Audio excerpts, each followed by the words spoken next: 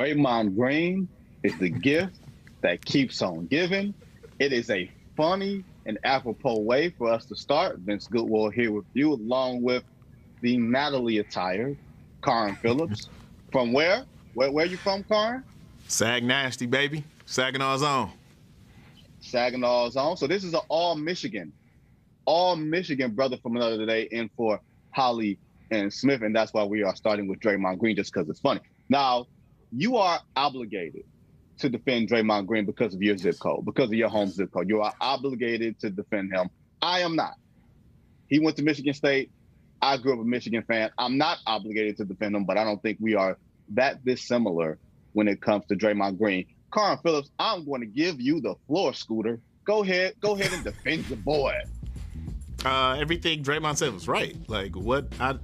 Over the last day since this is coming out, right? I watched the pod last night. Great pod too. These are one of the few players while they're playing podcasts that I listen to. JJ Redick's, who I think has the best podcast out now. KD's every now and then, of course, Draymond's. And it's because of the high-level basketball they discuss. But, as we were talking earlier, the Steph Hive, I've seen some of the chatter on social media since this came out and, some of the grifting that's happened and people just reading the headlines of what Draymond said and they're not paying attention to the context.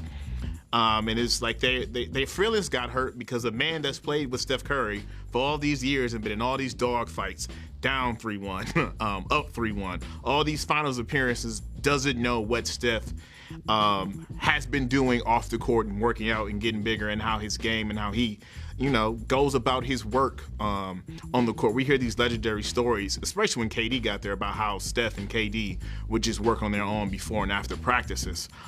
So to see people question Draymond's take on this is hilarious to me. When you got a guy that's right there and has been in the Fox zone and he's like, all right, let me give you a peek behind the curtain, tell you how this thing really went down, and then people being like, oh, he's crazy, that's not how it went down, as if they were there. Because if we go back to it, he's right. We think about when Steph came on the scene at Davis in his junior year, when he went nuclear in that tournament, stayed one more season, his junior season, and, it was a different Steph because he didn't have a point guard there. The nation was watching him his last year at Davidson. He gets in the system with the Warriors, the situation with Monte, they were trying to work out that backcourt, the injuries that we know he came back from, and then, Clay, Steph, Iggy, Mark Jackson, the car, how everything went. Yeah, they needed we need to go get a bucket guy, and they went and got the best guy in the world at that, and Kevin Durant, and it saved them and won them 2 titles because, they would have lost to the Cavs again if KD doesn't show up. I think, Karin, your last point was critical there. When you talk about the trajectory of Steph Curry, I think that's where people sort of get it mixed up. Usually, when you're talking about guys who can get a bucket at a championship level, they've gone through natural steps on maybe losing teams or teams that have taken steps up. Okay, I can get a bucket, but maybe we're not good enough. Steph shot up like a supernova. He had some great years before. And I think in 2013, I might have voted him 4th on my MVP ballot, the LeBron year where he should have won unanimously, but didn't. He one vote short. I think, Steph was 4th on my ballot that year. So it's not like he came out of nowhere, but he didn't have the consecutive years of playing at the level that he was at in 2014, 15, and so on, where he understood how defenses were going to negotiate him. And there was a game plan out on Steph Curry by 2016 was, let's beat him up. Let's wear him down throughout the course of the game. Let's run him through multiple picks. He gets in foul trouble because he reaches all different types of things that we don't really say about Steph Curry now. Why? Because Steph Curry's game has matured. His body has matured. He has learned how to negotiate a game within 48 minutes. We actually saw that over the course of the NBA Finals. Remember back then when Steph would throw the ball all over the floor? He would have those crazy turnovers and everything else. If you send a hard double, all those things had lessened, even as maybe you would say he's not 99% of the player that he was at his absolute peak, but he's learned how to work the game. Whereas Kevin Durant, he's always been that guy.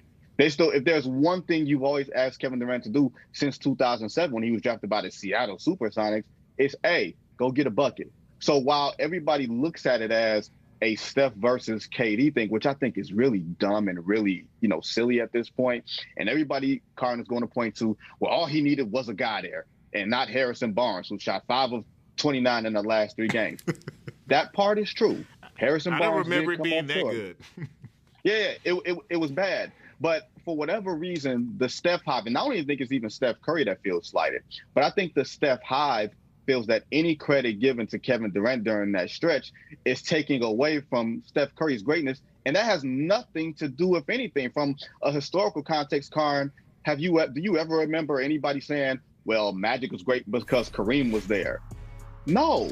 Magic was great because Magic was great. Kareem was great because Kareem was great. Both two things can stand in the same place at the same time without taking from one another, while at the same time Steph wanting to prove that he could win without Kevin Durant. But we cannot be intellectually dishonest, because I feel like a lot of people are being intellectually dishonest when they try to take away everything that Kevin Durant has meant to that franchise.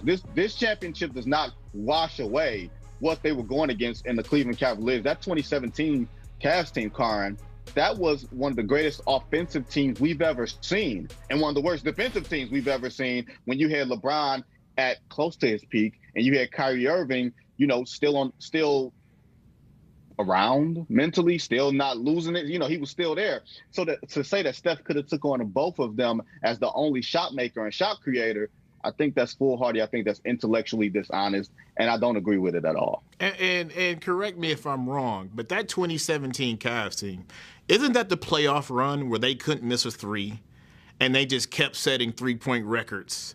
And They obliterated the Hawks, and whoever was in their face, it was I remember it was a couple games back to back. They had 23, 25, or 26 threes where no one could miss for weeks at a time. And the Cavs just looked unstoppable, and that's when we were like, okay, we're getting Cleveland, Golden State. This is going to be the finals for the next decade. And even it was as a game 3 for 2 years in a row. It was the walk down KD 3 that solidified those games for the Warriors, because while you might look at the numbers, 4-2, 4-1, or whatever they were, Golden State didn't have trouble with them. No. In the second half and fourth quarter of those games, they were close.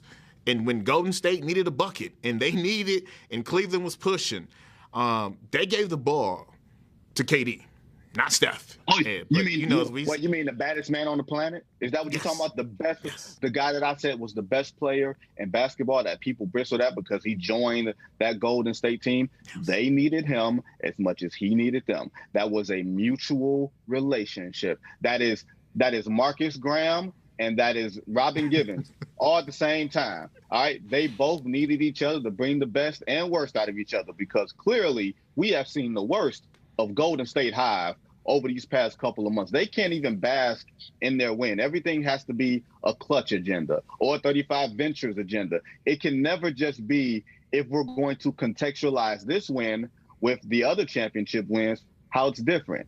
And there's nothing wrong to me, Karn, with saying Steph Curry has matured as a player. He's matured physically. He's gotten so much stronger. He's gotten better. That's what you want your players to do as they get older, as your physical skills start to slide just ever so slightly. You want them to get stronger, and he's physically stronger. You can't beat him up anymore. You can't do the things that you used to do to him, and that's because of those lessons learned. And I would venture to bet, Karn, being around Kevin Durant for 3 years, watching how that man works, watching how his own greatness was outside the Warrior system, watching his sense of timing, I'm betting that helped Stephen Curry too, just like being around Stephen Curry helped Kevin Durant. And all you need to know to solidify both our points is go rewatch Game 4 of the Finals and tell me if that ain't Steph Curry's best game of his life.